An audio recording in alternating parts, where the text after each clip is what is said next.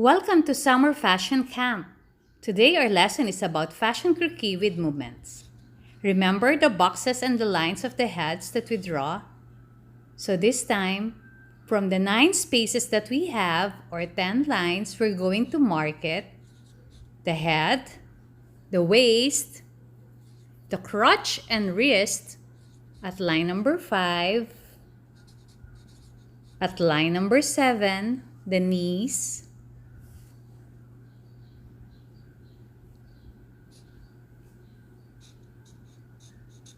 and at line number 9, the ankles, and space number 9, our feet. So we will be using this to draw Fashion Croquis with movement. Don't forget the hips on space number 4. Now all the lines and spaces are marked. Time to draw the perfect head. You do that on the first space or first box, which is actually the tip of line 1 from the center fold. You can do it freehand or you can use the coin again to draw it, while the neck is half of box number 2. Now that you have the neck and the head, we draw a line to mark the shoulder, which is half of box or space number 2. Just draw a faint line. Now, we mark the waist. Line number 4 at the center fold. You just draw a dot like that.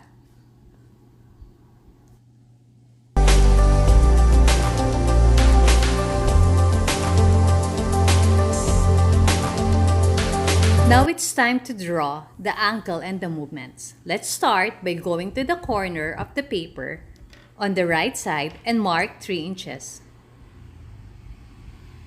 The 3-inch mark will help us as a guide as we draw a line that goes to line number 2.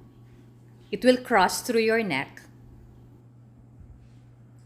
Make sure that the line crosses through from the mark of 3 inches to line number 2.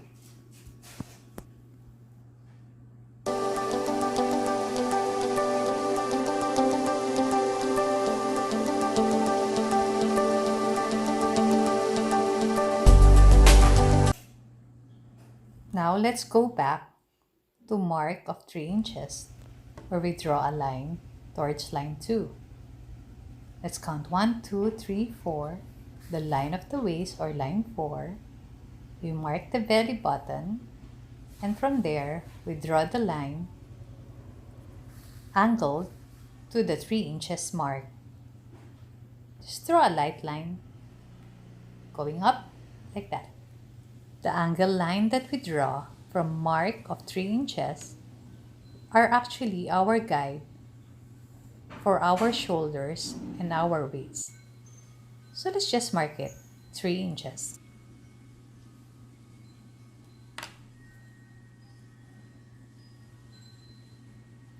Now it's the time to draw the shoulder.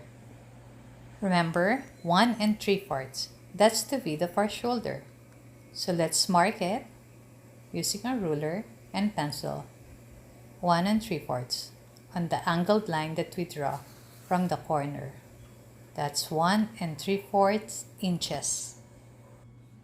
Always use the proportion that the shoulder is wider than the waist. So I'm using 1 3/4 with this croquis. While going down is my torso, which is actually the same length as my shoulder at 1 3/4. Making sure that my proportions are right, the shoulder is always wider than the waist. So I'm just using 1 inch as a guide for the length of my waist. That's 1 inch. Now is the time to connect the shoulder and the waist. So from the mark on the shoulder, you use the ruler and draw a line downwards from the shoulder down to the waist. If you measure that, that's also 1 3/4 inch.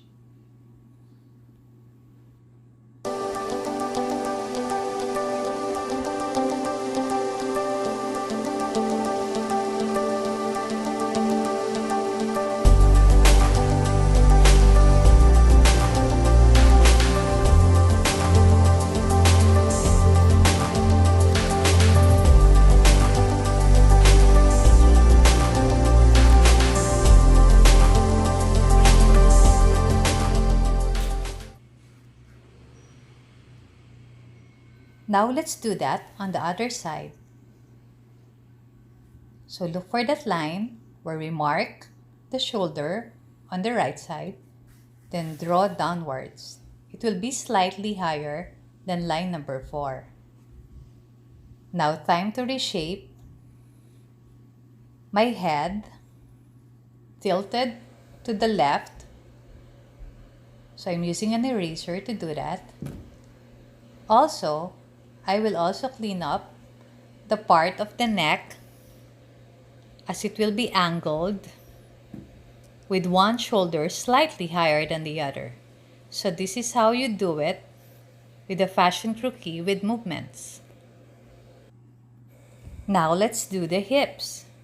So from line number 4, I'll mark line number 5 outwards. Somehow, it's the same angle as the shoulder.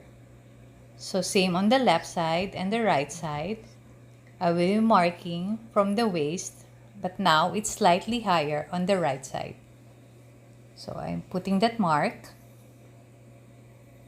trying to extend the shoulder, and then I'm going the hips down, slightly above line number 5, going down.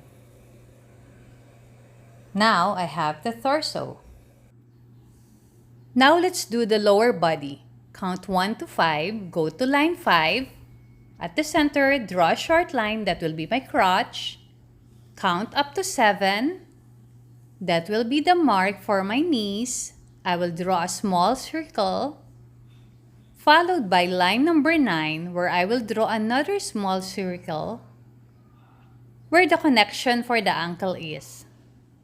Now time to draw the line from the hips down to the side of those small circles, from the crotch down to the knees, then from the knees down to the ankle, and I will just draw the feet connected to the ankle. My croquis is standing with heels on, so I will just shape it like a shoe tiptoeing. Now let's do it at the other side. Let's get a ruler and draw a line going down to the floor, or line number 10. Now with the line, let's draw the circle as mark for the knees and the ankle. That will be drawn beside the line that we drew.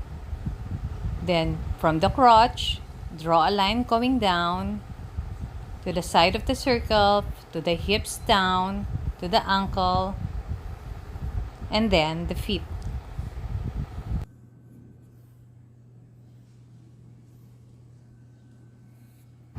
Now let's darken our sketch. So let's just trace from the crotch, the hips, all the lines, and shape it so that it will look like the legs are actually apart. Let's do it on the other side. So from the hips down to the knees, that's shaping the thigh, then the legs down to the ankle, then the shoes, which I usually shade like a stiletto. Now it's time to draw the arms. Remember the 3 inches mark?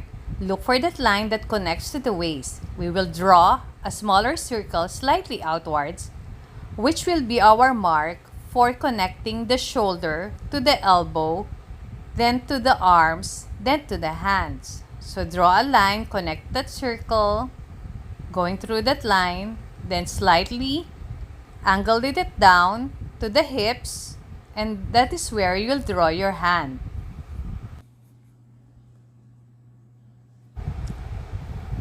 Now let's do it on the other side.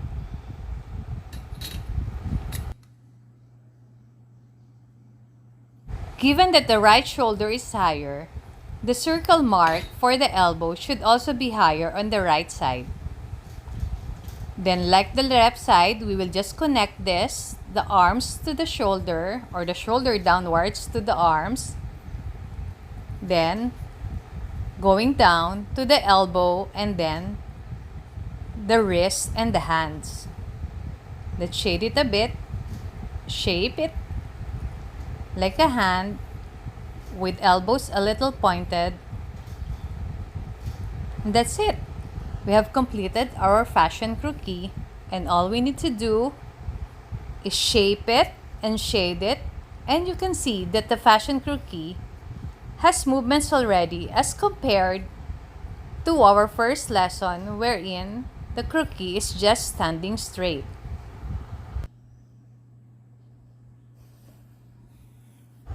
I do hope you learned a lot about fashion movements in Fashion Croquis. Continue to watch videos at this channel and click on subscribe.